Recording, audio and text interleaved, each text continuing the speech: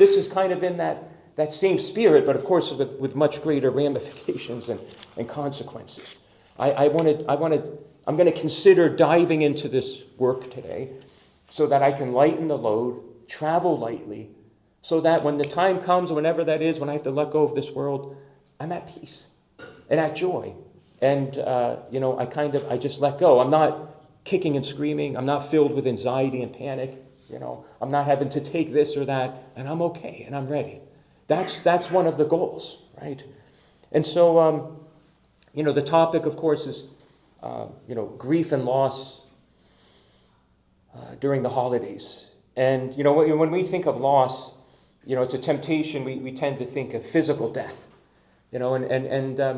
some people go through life, and the word loss very much resonates for them. It's always, even since they were young, this word loss is somewhat soothing to me. It resonates with me.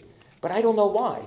Because after all, I haven't really lost anybody. No one's really died in my life. I mean, I have my parents. I haven't, I had my grandparents even still. But yeah, why does this word loss resonate with me? And that's because loss comes in all shapes, forms, and sizes. And there's many other forms of loss other than just physical death, right? As they say, and I don't know who, this is not my quote, I don't know who said this, there is no change without loss, and there is no loss without change. So every significant life change, there's a loss even. And somebody might say, well, Father, it all depends how you look at it. Yes, this is true. But inevitably, wherever there's change, we're letting go of something, right? And even if it's overall, it's a good change.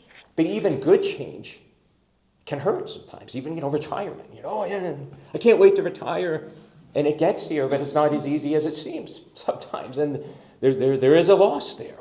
And we often have to look for new things, right? So even just change has some elements of loss. But then, there's something that they call disenfranchised losses. Okay? A disenfranchised loss is a loss that is very much a loss, but that our society doesn't, on the surface, identify as a loss. Okay? So, what is loss? Loss, the obvious things.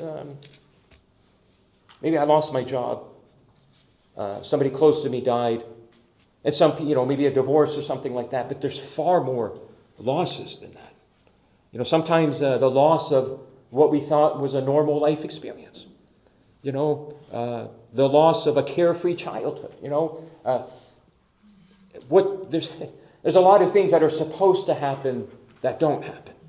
Right? And these are some of the crosses that we carry in our life. So, there's, every child, again, this is not my quote. There was a famous, he wrote the book, The Body Keeps the Score, Dr. Bessel van der Kolk said, and he's a very sound person. He said, it's the birthright of every child to be doted upon. I listened to that. First I almost had a reaction to that. I said, he's right. It's the birthright of every child to be doted upon. In other words, every child, they're innocent. A child, we know that. A child is innocent. Every child deserves to have a peaceful life growing up, a carefree life, to be loved by mom and dad, and to grow up in a home where there's love, where there's safety, and where there is predictability. And when there's ruptures in those areas, if one of our caretakers just couldn't love us properly, maybe because of their own wounds, or there was no predictability in the home, it was chaos and whatnot, or the child grew up in a home where they didn't feel safe, there's going to be a wound. God created it this way. The human mind is very sensitive. And we can argue with it all we want, but that doesn't change creation. You see, we get hurt.